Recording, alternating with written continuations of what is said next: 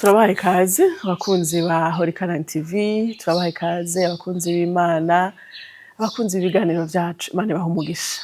Aka n'akanya rero duhisemwo kuganira namwe ijambo ry'Imana ngo dusenge nkuko twama, tuvuge amajambo adutera intege muri uru rugendo, tuvuge amajambo adukomeza. Imana ibahe umugisha rero. Imana ibahe umugisha yemwe mwahisemwo, ariko reka dusenge nkuko bisanzwe ari umuco wacu, tubwira Imana ngo idushoboze kumva ico Imana igomba ko twumva. Mwari mubizi ko hari igihe abantu bavuga abantu bakumva ibindi, canke hari igihe abantu baraba abantu bakabona ibindi, ariko reka mpwemu yera aturongore. Reka dusenge. Data mu izina rya Yesu Kristo, turagushimiye ubuntu bwawe, turagushimiye imbabazi zawe, turagushimiye ko wabanye natwe, watuzigamye, ukaduha umunsi musha, ukaduha ibihe bisha, na cane cane vyo kongera kuvuga izina ryawe n'ijambo ryawe. Reka rero mpwemu yera baturongore, atume twumva ivyo ugomba. Turagushima kubw'ubuntu bwawe, reka tubane nawe muri vyose. Ni mu izina ryawe Yesu dusenze twizeye, amen. Imana ibahe umugisha rero gusubira kubana natwe, turaganira amajambo matoyi ngo tuyasengeremwo. Turashaka kuvugana amajambo ari mu gice ca gatatu, imigani, igitabo c'imigani, umurongo wa 20. Haravuga ngo gendana n'abanyabwenge nawe uzogira ubwenge, ariko ucudika n'ibipfu azokomereka. Imana idufashe cane. Muri ino minsi numva nkunda iri jambo rimbwira ku bwenge. Amen. Hari umuntu yanciriye yambwiye akantu twako tuganira ku ijambo nyene ry'ubwenge, acambwira ngo umuntu umwe yabaye ahantu nko muri village yarimwe abantu ngo batabona, ngo bandi n'abagerageza kubona bagahwihwisha. Mwumva yategerezwa niwe yabona, ngo ariko yategerezwa kubafasha bose kugira ngo bashobore gukora, ariko ngo hagera igihe bukamubwira ko ari we atabona. Imana idufashe cane. Rero iyo abantu batabona biragoye kugira ngo babone ukuri, babone ibikwiriye. Imana idufashe cane. Rero iki gihe ni igihe gikomeye cane, abantu bakeneye ubwenge. Ni igihe abantu bakeneye kumenya ibihe, kumenya abo bagendana, kumenya aho uri, ivyo urimwo. Rero bisaba ubwenge. Ubwenge n'ubumenyi ni ibintu bibiri bitandukanye. Kenshi turavyitiranya. Turitiranya ubwenge, turitiranya n'ubumenyi. Ubumenyi ni burya twakuye mu ishure, ubumenyi ni burya twigishijwe, ubumenyi ni bya bintu twahawe, ariko ubwenge ni ingabire. Imana ihabwe icubahiro. Hari umuntu kandi yigeze kumbwira, twako turaganira ibintu, aho usanga abantu shoboka ngo tuganira ku nkuru y'umuntu yavuze ati abantu banaka bakunda amafaranga, bakunda abanyamafaranga. Hama ndamubwira nti jewe sinkunda abanyamafaranga. Nta nubwo nkunda abantu beza, abantu bafise ibintu bigaragara, ntimugana akunda abanyabwenge. Haleluya. Ndakunda umuntu afise ubwenge, kuko ubwenge bushikana kure. Ubwenge burazana ubutunzi. Abantu benshi bakunda ibintu bigaragara, ibintu biboneka n'amaso. Nivyo umwana w'umuntu niko ateye, nivyo bibakwega. Iyo umuntu abonye ibintu bigaragara aca abona ko ibintu bikomeye, ariko ubwenge burashobora gushikana ku bigaragara. Ubwenge ntibugaragara, ariko ubwenge aho buri urashobora kububona ukoresheje novuga ngo mu buryo bw'impwemu. Urashobora kumva ko ahantu hari ubwenge, ariko kenshi ntibukunze kugaragara mu biboneka. Haleluya. Umuntu avuze urashobora kumva ko afise ubwenge. Ubwenge buva ku Mana. Iyo umuntu akora ibintu kanaka, urashobora kubona ko akora ibintu biri mu bwenge bw'Imana. Haleluya. Imana ihabwe icubahiro. Rero ijambo riratubwiye ngo gendana n'abanyabwenge nawe uzogira ubwenge. Amen. Wowe uri kugendana nande muri no misi? Uri mu biku no musi? Uri mu banyabwenge canke uri mu bapfapfa?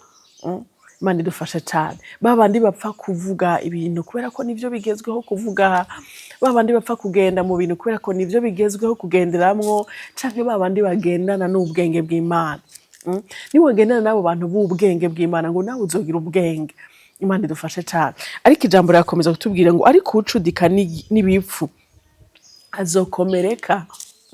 Twagiye tubona abantu bahitamwo kugendana n'abantu, umuntu mwagendanye akagukwegera. Na Bibiliya bivuga ngo abanyangeso bonona ingeso nziza. Ukagendana n'umuntu ugasanga usigaye gukora ivyo akora. Imana idufashe cane. Kuri umuntu mugendana, ninde mugendana muri no misi? Ninde muri kumwe? Mm. Ninde muntu ufata nk'icitegererezo, ego mbega ninde muntu wumviriza, kuko ngo ibintu ibyo biba mu bwenge bwacu bija mu mitima yacu, kandi ibyo nibyo dusohora, nibyo tuvuga, nibyo dukora. Imana idufashe cyane. Ndabasaba bene data ngo tugendane ubwenge muri iki gihe, duhitemwo kugendana n'abanyabwenge, duhitemwo kugendana n'ibintu by'ubwenge. Imana idufashe cyane. Kuri ino si hari ibintu byinshi abantu bita ubwenge, ni ukuri, ahubwo ni inspiration. Ni inspiration, gukora ibintu biri mu ihishurirwa, kugenda n'abantu bafite ihishurirwa. Imana idufashe cyane. Abantu benshi barakunda ubupfapfa, abantu benshi bakunda ibintu biguruka, ibintu bigezweho, ibintu bivuze induru cyane, ibintu vyirukanga, ariko uhitemwo kugendana n'abanyabwenge. Imana idufashe cyane. Iri jambo ravuga ngo duhitemwo. Wewe wahisemwo bande? Abana turabona muri kino gihe nka generation muri iki gihe, abana benshi bariko baradupfana kubera iki? Bahitamwo kugendana n'abantu. Umwana ugasanga yari umwana w'umufasoni, mugabo kubera agiye kuwundi mwana afise ingeso kanaka, ugasanga umwana arononekaye, ugasanga vyavuye kuri naka. Nigeze gufasha umwana, uwo mwana yari no bavuga ngo mu Kirundi simbona neza ingene bavuga barongorana bahuje ibitsina, aba homosexuel. Hama yari yaraboshwe n'iyo mpwemu, hama arandondera ngo ndamufashe, tutangura kuganira, ambwira iyo vyahereye, sanga vyavuye kuri muvyara we yahora aja kwa Inasenge. Agiye kwa Inasenge, yarakunda muvyara we, inshuti, abavyara murazi barakundana kenshi, n'abantu bashikirana, hama akamukunda. Ariko uwo muvyara we yakunda yari yaramaze kononekara, niwe rero ngo yamutwaye muri iyo ngeso, asanga yabigiyemwo uko, kandi biramuboha atabishaka. Ico gihe nawe yumva ashaka kubivamwo. Imana idufashe cyane. Yarambwira ngo nukuri numva ndamukunda, barabahungu, ngo numva ndamukunda, ngo ndafata ama decision yo kumuheba, ngo tukavugana ko duhebanye. Barabizi, murazi ntahe nyinshi zibijanye navyo, atariko bikananira. Imana idufashe cyane. Twarasenze, ndagerageza kumubwira icyo dukwiye gukora kugira ngo abohoke, ariko uyu mwana yakwegowe n'iki? N'umunyangeso mbi, na decision yafashe yuko ama yegera mu vyara we. Wewe yumva ko ari inshuti, ariko akumva yo mugira umugenzi, ariko asanga uwo muntu yaramaze kononekara, agendera mu ngeso mbi. Rero dufata ama decision muri no misi yabo tugomba kugendana. Aba mama bo muri kino gihe dufata ama decision meza, dugendane n'abanyabwenge. Mbega uwo muntu mugendana agendera mu biki? Imana idufashe cyane. Haleluya. Hariho ibintu bigezweho, ntugutwara muri vya bindi muje gusayangana, ugasanga wowe ufise uko umeze, mugakura wifatanije n'umuntu wundi afise uko ateye, ibintu biraguhindukanye, ibintu biragupfanye, utanguye kumera ukundi kuntu. Imana idufashe kwiga muri kino gihe kugendana n'abanyabwenge. Nitwagendana n'abanyabwenge rero tuzoba abanyabwenge natwe. Ariko ngo nitwaba, Bibiliya yatubwiye ngo ariko ucudika n'igifu azokomereka. Uwo mwana urumva ko yakomeretse kubera iki? Yacuditse na muvyara we, yamaze kuba igifu, yamaze gupfa mu mutima, nawe aramwica. Turafise intahe nyinshi zigaragaza ibintu nk'ivyo, aho usanga umuntu yari umugabo mwiza, azi gutunga urugo rwiwe, azi kwitaho urugo rwiwe, mugabo agacudika n'abantu kanaka mu mwanya mutoyi, akaba arahejeje kononekara. Ukumva ngo asigaranwa inzoga atahora azinwa, ukumva ngo asigaye ataha ijoro atahora abikora. Kubera iki? Yagendanye n'ibipfapfa. Ugendana n'ibipfapfa rero azokomereka, ariko ugendana n'abanyabwenge azogira ubwenge. Imana ihabwe icubahiro. Haleluya. Reka rero umuntu wese yumvira ivyo arimwo. Mbega muri kino gihe, mwene data, uri kugendana nande? Ni bande wagize abagenzi? Ni bande musohokana? Ni bande muganira? Muganira ibiki? Nimba muganira ivy'ubwenge uzogira ubwenge, ariko nimba mugendera mu vy'ubupfapfa uzokomereka.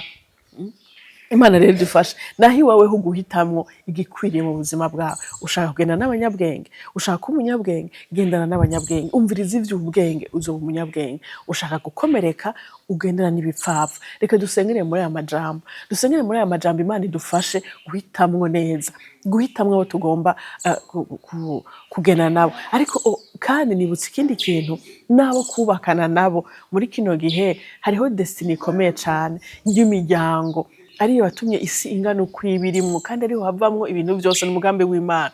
Mbega no guhitanwa uwo muzokubakana uhisemwo nde? Hari abantu benshi amadestine yabo yapfuye kubera abo babana. Ugasanga wari ufise destine nziza, wari ufise ikintu Imana yavugaye nawe, wari ufise umugambi Imana ikuronderera, ariko kubera wifatanije n'umuntu yamaze kononekara w'umupfapfa, nawe ukaba umupfapfa ugakomereka. Imana idufashe ca abasore n'inkumi muriko murumviriza amajambo, mumenye ngo mbega urya muntu ariko arandondera by'ukuri ni umunyabwenge. Haleluya. Ninabana nawe tuzoba abanyabwenge, dukora ivy'ubwenge. Haleluya. Canke uyu muntu tugiye kubana nawe ni igipfapfa, ninifatanya nawe nzokomereka. Imana idufashe cyane. Hari abantu benshi bagiye bafata amadecision mabi mu buzima bwabo bibonye n'ivyo bagiye kubamwo canke naho bagiye kujana, bigatuma bahura n'ibibazo bikomeye mu buzima. Hari abantu barira uno munsi ariko barizwa n'iki? N'amadecision bafashe. Nuvuga ngo decision ufata uno munsi iradetermine ico uzobura ejo wewe. Imana idufashe cyane. Reka dusenge. Aya majambo nibuka ko nayavuze ko no mu minsi iheze, numva ambiza mu mutima yo kubwira abantu ngo twige ubwenge. Tureke kuraba ibiboneka, tureke kuraba ibintu bishushe, tureke ibyo abandi bariko baragira. Tuba abanyabwenge. Imana idufashe cyane. Haleluya. Reka dusenge tubwire ngo mpa guhitamo, mitemwo ivy'ubwenge, ngendere mu vy'ubwenge. Reka dusenge mwene data. Data mu izina rya Yesu Kristo, turagushimiye kuri Imana nziza, turagushimiye ku majambo yawe. Haleluya. Amajambo yawe ngo Pawulo yabivuze, nkunda kuvugira ijambo ko amajambo yawe tuyavuze gusa ntaba ari mu bwenge, ariko ubushobozi buyaherekeza. Mwene data yayumvise, ahitemo, mufashe guhitamwo neza.